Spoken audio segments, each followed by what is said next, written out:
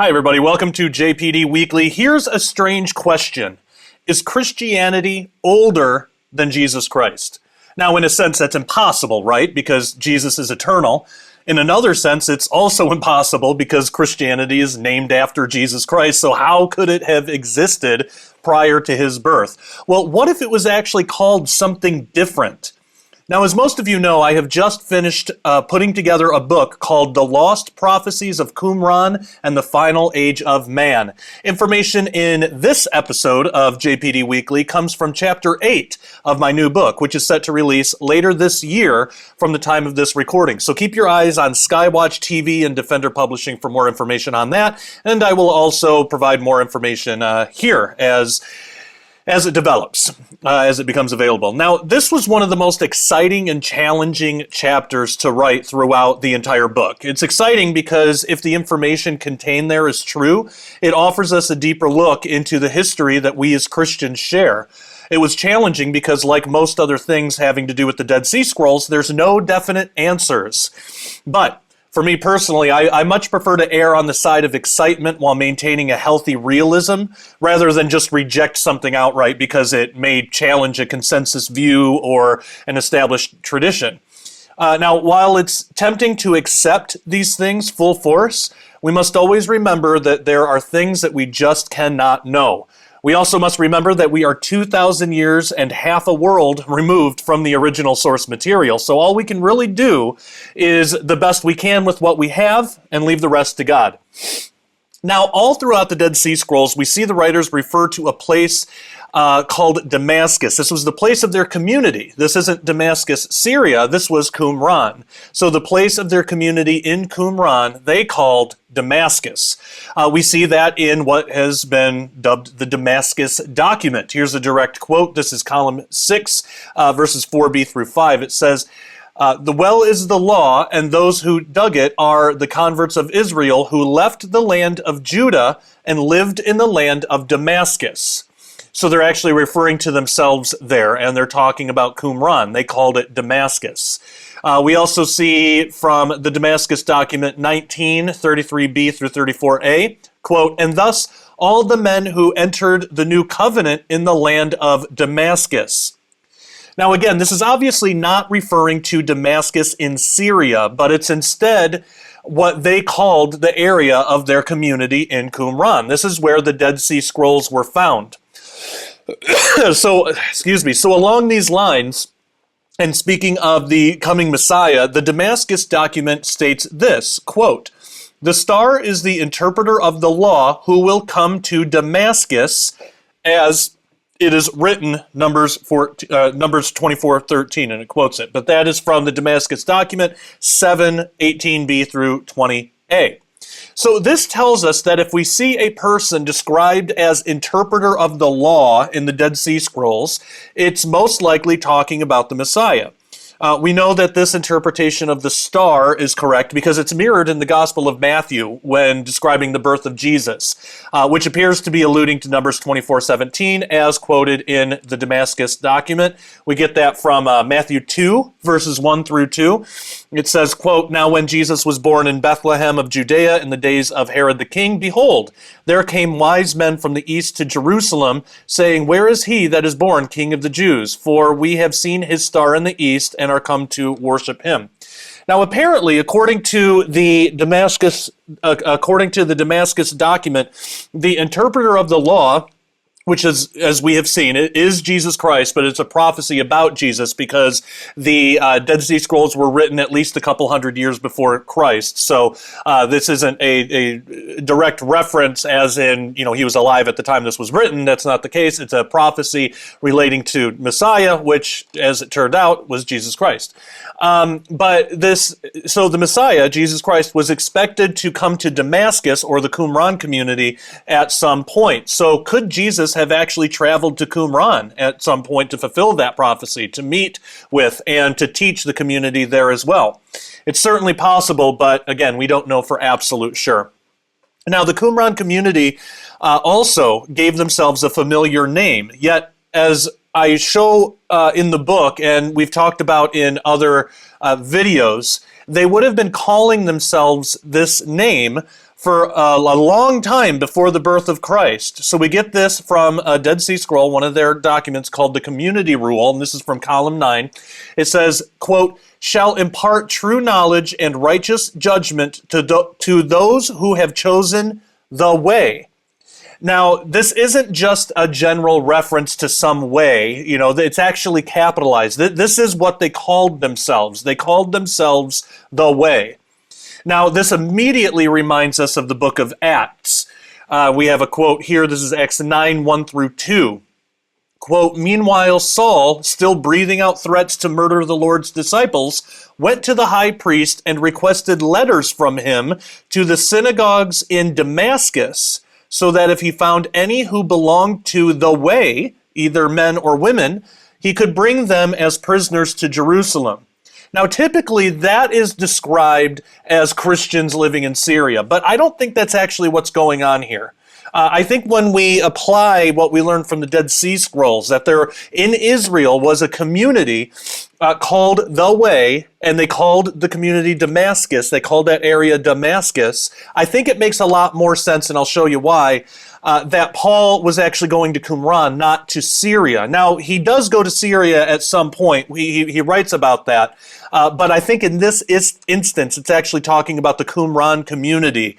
Now, we learn from the Dead Sea Scrolls that there was a group of people in Qumran who were awaiting the Messiah. These people were calling themselves the Way, and the area they lived in, they were calling Damascus. Now, Paul, prior to his conversion, when he was still Saul, he wanted to travel to a place called Damascus to bring back to Jerusalem any who were of the Way.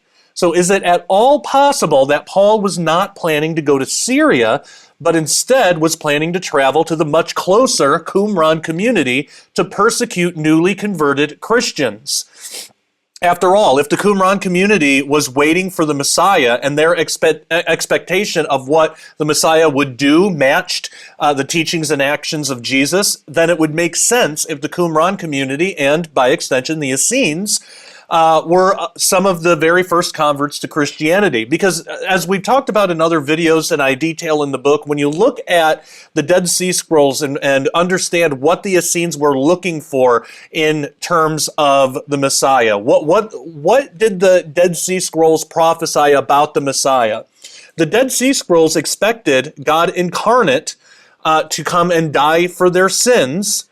They actually expected all of that at least a couple hundred years, probably much older, but at least a couple hundred years before Jesus came. So, what we're often told that no Jews during the time understood what Jesus really was, and nobody got it, nobody predicted it. So when Jesus came, he surprised everybody. That's not exactly correct. There was a sect of Jewish believers who were expecting exactly what Jesus was, the fulfillment of the Messiah, in that it's going to be God incarnate, and he's going to die for their sins, and he's going to start the age of grace. That's actually in the Dead Sea Scrolls. So what it is that Pharisees and Sadducees didn't get it, but the Essenes did. That's why in the Gospels you see so many people that are really easy to convert to Christianity, while others it's really difficult. It's because there were Essenes that were already looking for and expecting exactly what Jesus was doing, and there were others that were expecting something different. So that's the difference there. Now, this would mean that early Christians were not the originators of the phrase, the way. The early Christians were not the first people to be called this, to describe themselves. Instead, the first Christians were already calling themselves the Way before they converted to Christianity. The Way was that sect of Jews. This would have been the Essenes and the priestly sons of Zadok, who were eagerly awaiting Jesus for hundreds of years before Jesus came. This sect of Jewish believers who were awaiting the proper Messiah and had the right understanding of who he would be, they were already calling themselves the Way. So when Jesus came and this sect began following Jesus as the fulfillment, as the Messiah, they kept calling themselves the Way. They were always the Way. So in this sense, Christianity existed before Jesus Christ. And that to me is so amazing and mind-blowing. So Christ was a fulfillment of what the Qumran community expected in a Messiah. Their expectations of the Messiah did not get perverted by weird oral Torah Pharisee teachings. It didn't get perverted through that. They still had the pure expectation of Messiah that Jews for all time have had. But again, the Pharisees and Sadducees broke off from that original pure teaching. So this is how you can actually have you could actually say that Christianity is older than Jesus Christ himself in a way. Jesus Christ is the fulfillment, so Christianity is just the logical next stepping stone for the way for that group of Jews to follow. And that's exactly what happened. So it's really cool to think about. We actually might be given another clue in the name of a street in Damascus, believe it or not. Now, this is really cool. This is one of those little details that we read in the Bible and we don't think much about. We just kind of breeze past it in our study.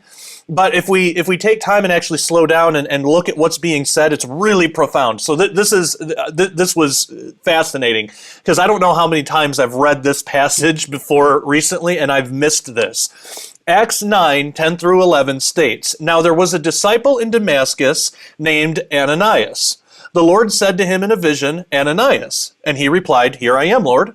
Then the Lord told him, 'Get up and go to the street called Straight, and at Judas's house, look for a man from Tarsus named Saul, for he is praying.'"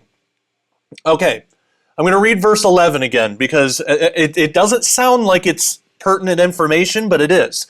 Verse 11 again says, "Then the Lord told him, 'Get up and go to the street called Straight, and at Judas' house, look for a man from Tarsus named Saul, for he is praying.'" All right. Now, we know that the Qumran community believed they were the ones to fulfill the prophecy of Isaiah about preparing the way of the Lord and making his paths straight. That's actually in their document. That's laid out in there. I believe it's in the community rule, and I think in the Damascus Document and some other places. But they believed that they were answering a call from God to go out to Qumran to fulfill this prophecy. They write about it in the Dead Sea Scrolls. The whole reason for their community was to make the Lord's paths straight, to make straight the paths of the Lord, the way of the Lord, to bring in John the Baptist, the Messiah, all of this stuff. We have mention of the way, of paths, and straight. Okay, so would it not make sense that the community in Qumran, also called the Way and Damascus, wouldn't it make sense that they would name a street or a path, that they would actually name it Straight? It's just like, hey, I live on Straight Street. It's a path. In the prophecy, they're to make the paths straight, right? Well, they got to call their street name something. So wouldn't it make sense that they would borrow from that and say, hey, well, our whole community is based on this prophecy.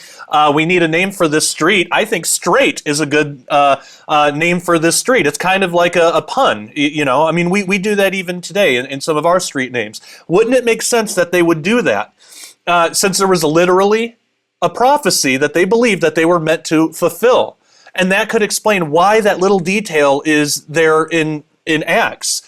Go to a street named Straight. Why was that street named Straight?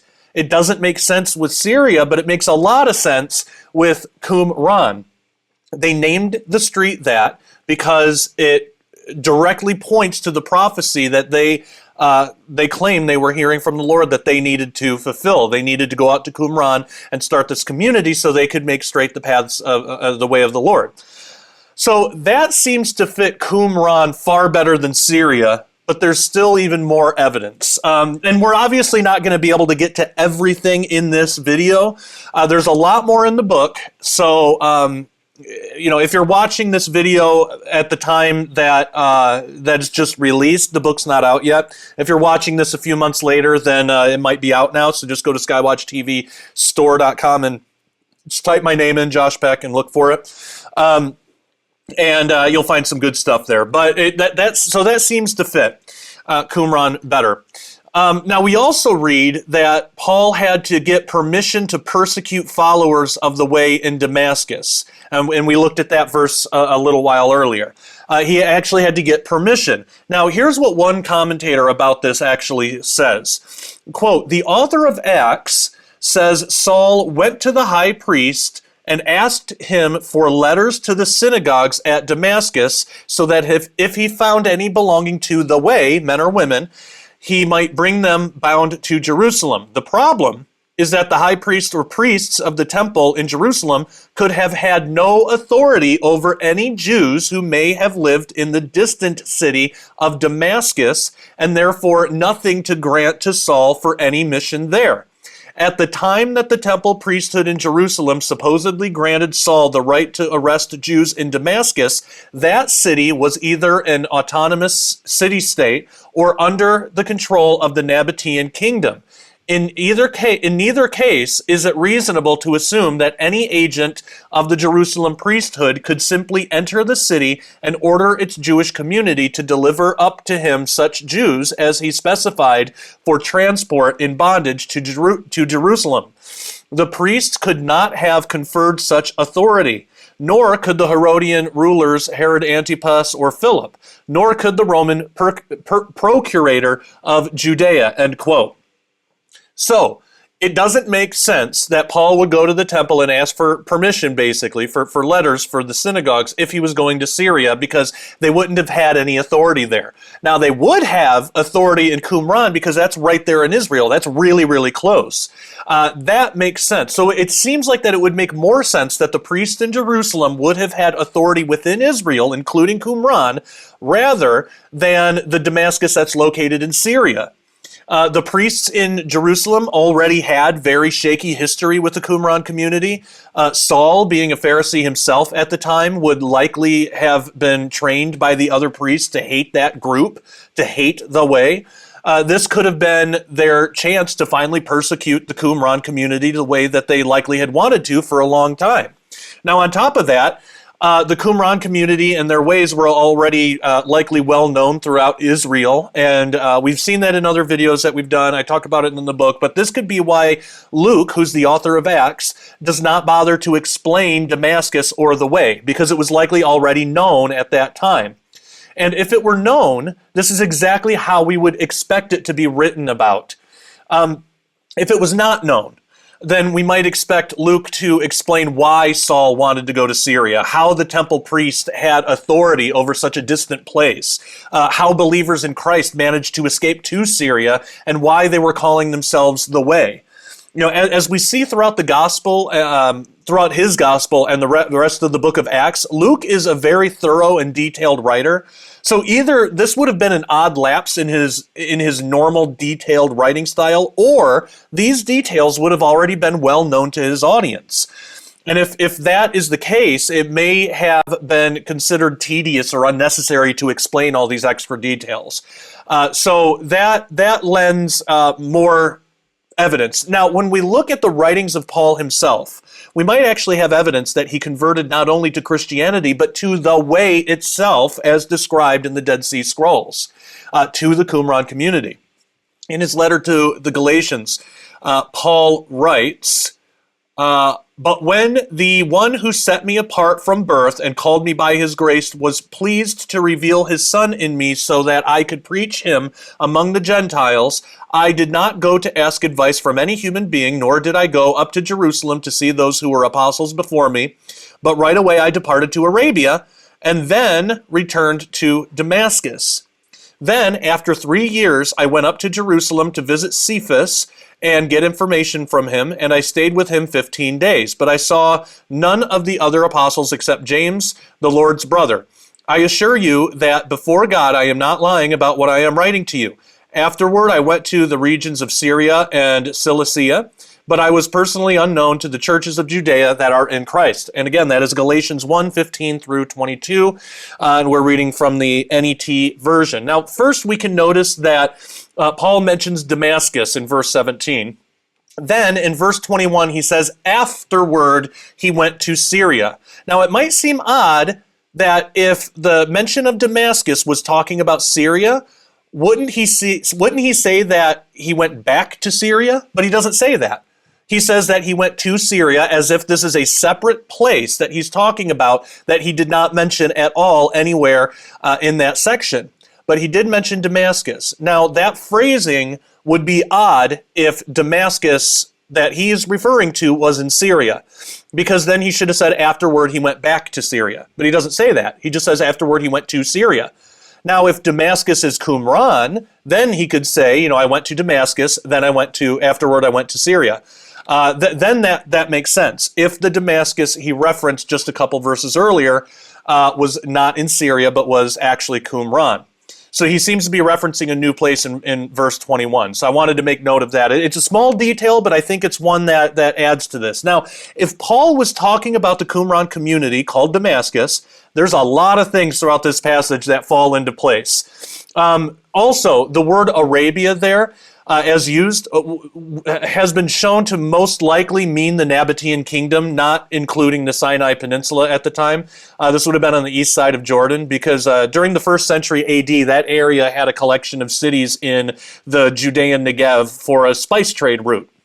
And at the time, the term Arab was an equivalent of Nabatean, which we actually discover from the 1st and 2nd books of Maccabees. So if you want those references, it's 1st Maccabees 5:25, 39, 9:35, and 2nd Maccabees 5:8. Now, connecting this with the descriptions of events in the book of Acts, Paul went to Damascus and was baptized, and after that we read that Paul went to Arabia, then he returned to Damascus. Now, after 3 years in Damascus, Paul then goes to Jerusalem for 15 days. Now, if Damascus is Qumran, Paul spent 3 years there.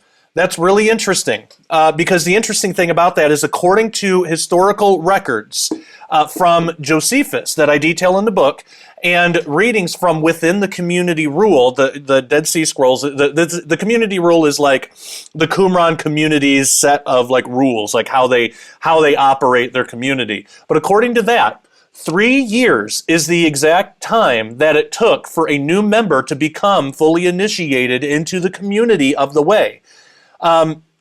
So that might be why Paul is mentioning 3 years there, because he actually converted not only to Christianity, but to the specific Qumran community itself, to the way. Here's what an article called Arabia in the New Testament from Bible.ca says. Quote, "But now if anyone hath a mind to come over to their sect, he is not immediately admitted, but he is prescribed the same method of living which they use for a year, while he continues excluding, and they give him also a small hatchet, and the aforementioned girdle, and the white garment, and when he hath given evidence during that time, he can observe their continence. He approaches nearer to their way of living, and is made a partaker of the waters of purification, yet is he not even now admitted to live with them, for after this demonstration of his fortitude, his temper is tried 2 more years, and if he appear to be worthy, then they admit him into their society." End quote. So then you got a full 3 years there. That's a Josephus, and again, you can find that in that article that I mentioned. Josephus talks about that, and it's in the community rule. So that's a total of 3 years. So it's possible that Paul returned to Damascus, Qumran, to be initiated into the Qumran community and the way of the Essenes, thereby rejecting his previous Pharisaical beliefs and position of authority. Because again, at the time, there were 3 main groups, 3 main sects of Judaism. There was Pharisee, Sadducee, and Essene. So it's like today. It's like if you have like Charismatic, Catholic, and Baptist or something. So let's say that a Catholic wanted to completely reject Catholicism. Well, he might convert to the Baptist way of thinking. He might convert to the Charismatic way, and if he's a Baptist, he's probably going to be baptized in that church. There's kind of a ritual to be a part of that community. Well, it's the same thing here. So not only did Paul become a Christian, you can just do that on your own without joining any specific group or sect or church or whatever. But not only that, he became a Christian, but he also converted to the way, to the Essene way of theological interpretation, to the actual Qumran community. And that might be what those 3 years were all about. So we actually have a strong piece of evidence of his conversion to the way from Paul's own words in the book of Acts. So Acts 24:14-15 says, "But I confess this to you, that I worship the God of our ancestors according to the way, which they call a sect, believing everything that is according to the law and that is written in the prophets. I have a hope in God, a hope that these men themselves accept too, that there is going to be a resurrection of both the righteous and the unrighteous." Paul right here is telling us that he converted to the way, and that the way, it's not just Christianity in general, because they call it a sect. It's a sect of Judaism. It's separate from the Pharisees and Sadducees. It's a third group of Jews. And Paul, in my opinion, taking everything into context, Paul is saying right here that not only did he convert to Christianity, but he converted to the way. And he's saying that right here, and that he believes everything they believe. He believes in their interpretations. Paul himself states that he became a follower of the way, even identifying it again as saying that they call it a sect. And as we saw from Josephus and other ancient historians, the Essenes were called a sect, along with the Pharisees and Sadducees. Now, as we saw earlier, the way was already in existence for a long time before the birth of Christ. The only thing that changed was followers of the way, the Qumran community and the Essenes all throughout Israel that followed that theological interpretation. The followers of the way accepted Jesus as Messiah. That's the only difference. Our typical modern understanding of the history of the church is that this new thing called Christianity sprung up with followers giving themselves the new name of the way, and Paul eventually converting to it. But considering Paul's own words, this interpretation seems to be sorely lacking in historical context. You know, the truth is Christianity has a much deeper and richer and older history than most Christians realized. The Christianity in this sense, in the sense of the way, existed before the time of Christ for hundreds of years. So it's absolutely amazing. Now we got more to talk to. There's even more to talk about. There's even more evidence that I want to show you. So we're going to get to that right after this. Dr. Ken Johnson and I, if those of you out there are familiar with Dr. Ken Johnson, he's been a guest on before. We're going to have him back on again to talk about this calendar. But he has a website called dsscalendar.org, and it's basically an online version of the Dead Sea Scroll calendar, which is a great resource. It's for free. Anybody can use it, but it does also mean that you have to, it's not an app, it's a website, so you have to pull out your phone every time you want to look at it and scroll around and look for things. So I reached out to Ken and I said, hey, what would you think about us kind of like going into business together? But what would you say about producing a print calendar? Because I know how to do that. He already designed the calendar, so the hard work's done. I know how to get it into print and get it out to people. What do you say? And he was all for it. He was excited about it. So Ken and I worked together and produced the ancient Dead Sea Scroll calendar in print form. And this is for this year. And it's absolutely beautifully printed. There are 8 different styles, 8 different versions of this calendar that people can get if they want to. But basically what you have is, I don't know if people can see that, but you have the Dead Sea Scroll calendar on the top with all the feast days and everything, and then on the bottom you have the normal, just American, regular kind of calendar. Even if you get the square one, the square style, you even get like pictures for St. Patrick's Day and the holidays and stuff like that. So that is for this year. It starts in March, so don't think, well, it's 4 months into the year by now, there's no point in getting one. The Dead Sea Scroll calendar starts in March, so it's a great time to pick one up. But as I said, we also have several other options. We have 3 different poster versions, which are just, they're just posters. We have 3 different versions of that. We have a desk calendar style. So this is like if you have a family member or a friend or something that has a desk job or something, this is a great gift. And then we also have this little CD case version, which is, I thought this was pretty innovative and cool, but it just opens like a CD, but you can stand it on your desk like that, and then it's you just have cards. They come out as cards. There's the calendar on one side, and then there's the American holidays on the back side. and you just set it on your desk or wherever like that. So if people want that, there is a link in the description below, and by the time this episode airs, we should have the link right at dailyrenegade.com. So if you go to dailyrenegade.com right now, you should, if I'm timing this out right, you should see a graphic right on the page on the login screen. You don't have to be a member to take advantage of this, but we'll put it right on the login screen.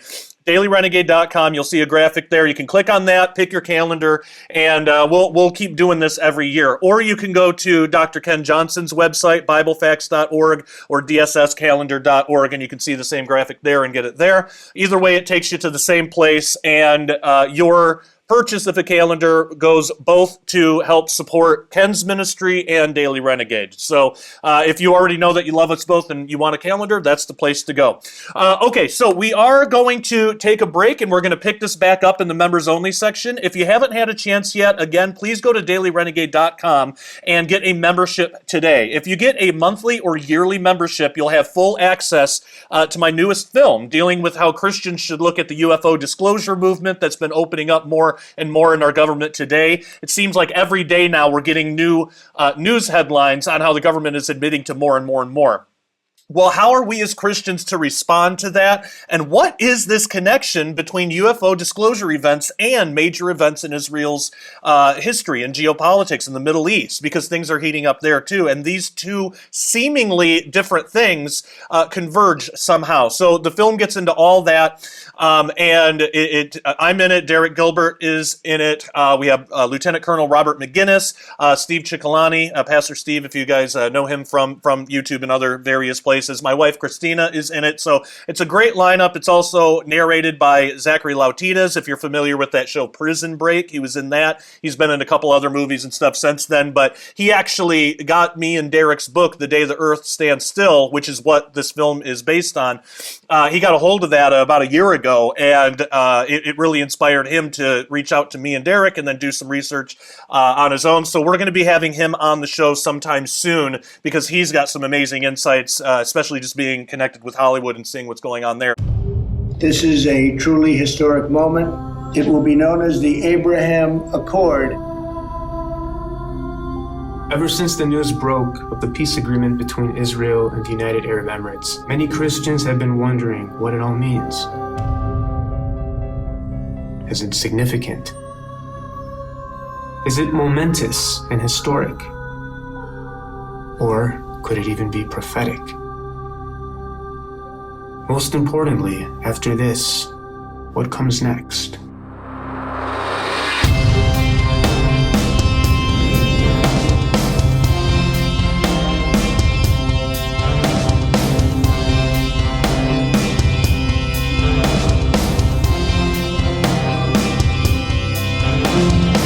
Everybody said this would be impossible.